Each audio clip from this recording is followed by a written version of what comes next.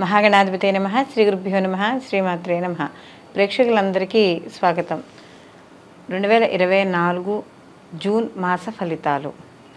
ద్వాదశ రాశుల వారికి నవగ్రహ సంచారాన్ని అనుసరించి శుభాశుభ ఫలితాలు ఏ విధంగా ఉంటాయి అనే విషయాన్ని మనం తెలుసుకుందాం. అలా తెలుసుకునే ముందుగా అసలు ఈ జూన్ మాసంలో గ్రహస్థితి ఎలా ఉంది, గ్రహాల యొక్క సంచారాన్ని బట్టి మిగతా ఈ ద్వాదశ రాశుల వారికి ఏ విధంగా ఉంటుందని తెలుసుకుంటే, రవి జూన్ 15వ తారీఖున మిథునంలోకి ఉదయం 7:30 ప్రవేశించడం అనేది జరుగుతుంది. అలాగే కుజుడు జూన్ 1న మేషరాశిలోకి అంటే తన స్వక్షేత్రంలోకి ఆయన ప్రవేశిస్తాడు. అది కూడా పగలు 3:37. బుధుడు జూన్ 14వ తారీఖున మనకి వృషభం నుండి మిథునంలోకి ఆయన ప్రవేశించడం అనేది జరుగుతుంది. అలాగే గురువు మనకి మాసమంతా కూడా వృషభ రాశిలో సంచారం చేయడం. శుక్రుడు జూన్ 12వ తారీఖున సాయంకాలం 6:30 ఈయన కూడా మిథునంలోకి ప్రవేశించడం అనేది జరుగుతుంది. రాహుకేతువులు ఇద్దరు కూడా మనకి రాహు వచ్చి మీనరాశిలోను, కేతు వచ్చి కన్యారాశిలోను సంచారము. శని భగవానుడు తన స్వక్షేత్రం మూల త్రికోణ స్థానమైన కుంభరాశిలో ఈ మాసం అంతా సంచారం చేయడం అనేది జరుగుతుంది. అలాగే చంద్రుడు ఈ మాసం మొదలుకొని అంటే ఈ మాసం ఉత్తరాభాద్ర నక్షత్రం నుండి మొదలుకొని మరియు ఈ మాసం అంతా కూడా ప్రయాణం చేసి తిరిగి మళ్ళీ ఆయన రేవతి నక్షత్రం వరకు ఈ మాసం అంతా కూడా ప్రయాణం చేయడం అనేది జరుగుతుంది. కాబట్టి ఈ యొక్క గ్రహాల యొక్క స్థితిగతులను అనుసరించి ఇప్పుడు వీళ్ళందరికీ ఎలా ఉండబోతుందో తెలుసుకుందాం. మకర రాశి. మకర రాశిలోకి ఉత్తరాషాఢ 2, 3, 4 పాదాలు, శ్రవణం 1, 2, 3, 4 పాదాలు, ధనిష్ట 1, 2 పాదాలు మకర రాశిలోకి వస్తాయి. మకర రాశికి రాశ్యాధిపతి వచ్చి శని భగవానుడు. అయితే మకర రాశి వాళ్ళకి ఏనాడి శని అనేది జరుగుతోంది. ఈ రాశ్యాధిపతి అయిన శని భగవానుడు ద్వితీయ స్థానంలో సంచారం చేయడం కొంతవరకు వీళ్ళకి ప్రతికూల ఫలితాలను ఇవ్వడం అనేది జరుగుతుంది. ఎందుకంటే కుటుంబ స్థానం, ధనస్థానం, అలాగే వాక్స్థానంలో ఈ యొక్క శని భగవానుడు యొక్క సంచారం వల్ల ఇతరులతో మాట్లాడేటప్పుడు జాగ్రత్త వహించడం, అలాగే ఆహార నియమాలు పాటిస్తూ ఉండడం, మరియు ధన విషయంలో అనవసరమైన ఖర్చులు ఎక్కువగా చేయడం, ఇలాంటివి ఎక్కువగా కనపడుతూ ఉండడం అనేది జరుగుతుందంటే తద్వారా ఆర్థికపరమైన సమస్యలు అనేవి ఎదుర్కోవాల్సి వస్తుంది. కాబట్టి ఏదైనా ఖర్చు చేసేటప్పుడు జాగ్రత్త వహించుకుంటూ ఆదాయం ఏదైతే ఉందో ఆదాయానికి తగ్గట్టుగా ఖర్చులు చేసుకోవడం ద్వారా కొంత ఏవైతే ఇబ్బందులు ఉంటాయో అంటే ధనపరమైన ఇబ్బందులు ఏవైతే ఉంటాయో వాటిని కంట్రోల్ చేసుకోవడం అనేది జరుగుతుంది. అలాగే కొంత విద్యార్థులకు కూడా పంచమ స్థానంలో గురువు యొక్క సంచారం వల్ల మాత్రం అనుకూలంగా ఉండడం అనేది జరుగుతుంది. అంటే విద్య మంచి ఉత్తీర్ణత సాధిస్తారు, శ్రద్ధ పెరుగుతుంది. ఇతర వ్యాపకాలు ఇదివరకు ఏవైతే ఇబ్బంది పడుతూ ఉన్నారో పిల్లలు ఇబ్బంది పడ్డారో అవన్నీ కూడా పక్కన పెట్టి చదువు మీద దృష్టి సాధించి మంచి ఉత్తీర్ణత సాధించడం అనేది ఇక్కడ మనకి కనబడుతోంది.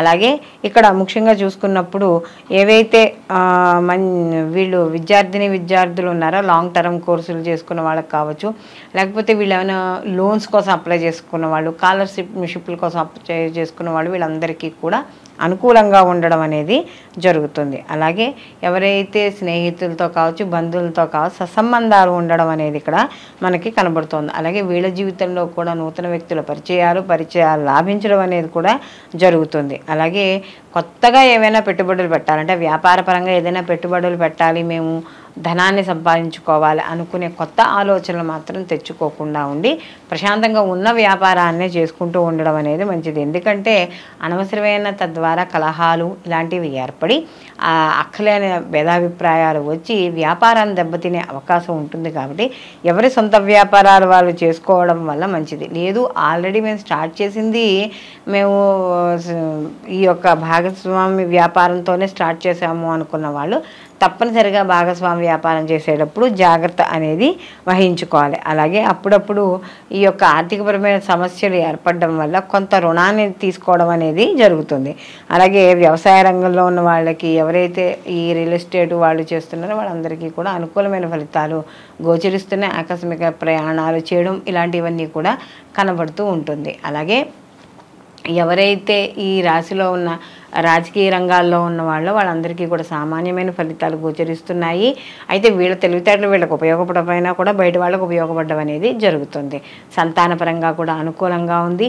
అలాగే IVFలు ఇలాంటివి ఎవరైనా కృత్రిమ సంతానం కోసం ఎవరైతే ట్రై చేస్తున్నారో వీళ్ళందరికీ కూడా అనుకూలమైన ఫలితాలు గోచరించడం అనేది కనబడుతోంది. అయితే ఇక్కడ ఏలినాటి శని యొక్క ప్రభావం అనేది ఉంది కాబట్టి ఆదాయంతో పాటు సమానంగా ఖర్చులు కూడా వీళ్ళకి కనబడుతూ ఉంటాయి. అలాగే సమాజపరంగా కూడా వీళ్ళకి కీర్తి గౌరవాలు పెరగడం అనేది జరుగుతుంది.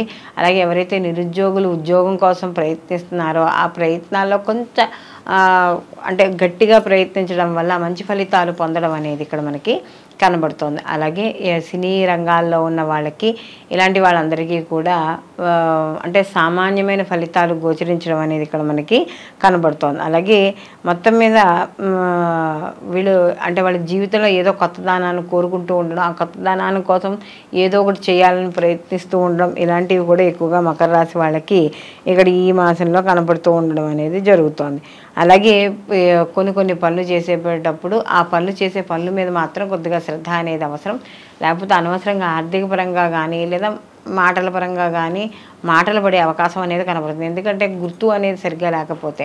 కాబట్టి మీరు ఏదైనా ఒక ముఖ్యమైన పనుల మీద వెళ్ళాలనుకున్నప్పుడు మీతో పాటు ఇంకోళ్ళు కూడా తెలుసున్న వాళ్ళని బాగా ఇబ్బంది లేదు అని తెలుసుకున్న వాళ్ళని తీసుకెళ్ళి పనులు పూర్తి చేసుకోవడం అనేది మంచిది. మొత్తం మీద ఈ రాశి వారికి కానీ చూసుకుంటే బంధువులు మిత్రులు కావచ్చు, ఈ యొక్క స్నేహితులు కావచ్చు, ఎవరి సలహాలైనా తీసుకోవడం అనేది ఇక్కడ కనబడుతోంది. కాబట్టి అలాంటి విషయాల్లో కాస్త అనుకూలంగా వహించడం, అలాగే ఈ యొక్క ఎవరికైనా కుటుంబంలో బాగాలేకపోయి ఉండుంటే వాళ్ళని త్వరగా అంటే వెంటనే ఏదైనా బాగాలేదు అనుకున్నప్పుడు వెంటనే డాక్టర్ దగ్గరికి వెళ్ళి సంప్రదించడం ద్వారా కొంత ప్రతికూల ఫలితాలు ఇక్కడ తగ్గడం అనేది కనబడుతోంది. మొత్తం మీద ఈ రాశి వాళ్ళు ఈ మాసం అంతా కూడా వీళ్ళు విష్ణు సహస్రనామం పారాయణ చేసుకుంటూ ఉండడం, అలాగే కనకదార స్తోత్రాన్ని పారాయణ చేసుకోవడం, ప్రతిరోజు కూడా సంధ్యా సమయంలో తులసి చెట్టు దగ్గర ఆవునేతితో దీపం పెట్టడం ద్వారా మరిన్ని మంచి ఫలితాలు పొందడం అనేది జరుగుతుంది.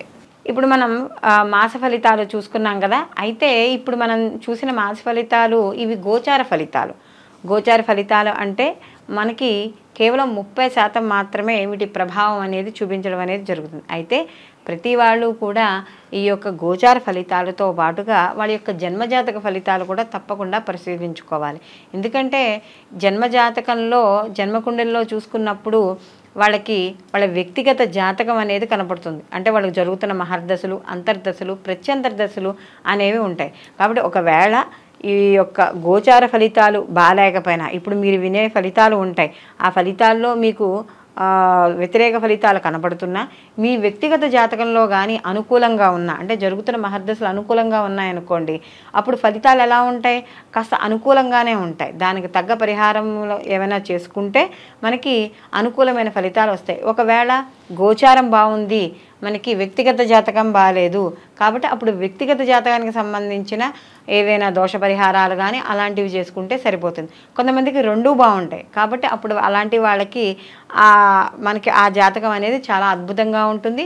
వాళ్ళు పొందే ఫలితాలు కూడా చాలా అనుకూలంగా ఉంటాయని చెప్పవచ్చు. కాబట్టి ఇప్పుడు మన ఈ ఎప్పుడూ చెప్పుకునే ఈ మాస ఫలితాలు ఏవైతే ఉన్నాయో ఆ మాస ఫలితాలు గోచార ఫలితాలతో పాటు వ్యక్తిగత జాతకాలను కూడా తప్పకుండా పరిశీలించుకుని రెండూ బ్యారేజ్ చేసుకుని అప్పుడు మాత్రమే ఈ ఫలితాలు అనేవి తప్పకుండా చూసుకోవాలి. సర్వేజన సుఖినో భవంతు, లోకా సంస్థ సుఖినో భవంతు.